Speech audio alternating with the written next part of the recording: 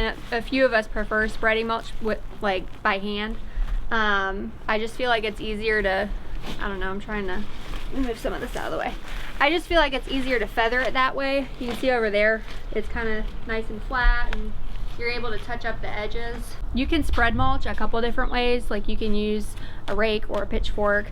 I think that's more productive when you have a big open space, but if you've got a lot of plants around, you really need to make sure that you're lifting up underneath of them so that you can spread the mulch underneath of them like that.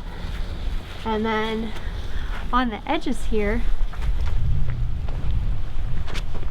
if it were a flat edge, I could take a rake and just kind of like poke the sides, but I just kind of go around with my hands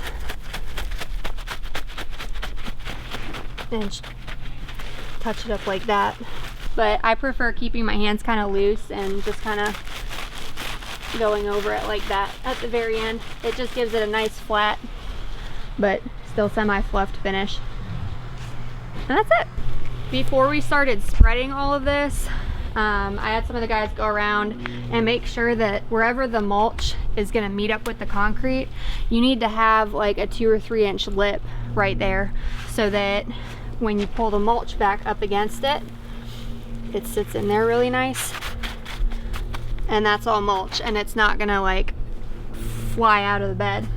Versus, we're not putting mulch here, but like if we were to put mulch here where this dirt meets the concrete and you put a blob of mulch on there and it rains, it's just gonna like slide onto the concrete. So making sure that you have that lip is super important.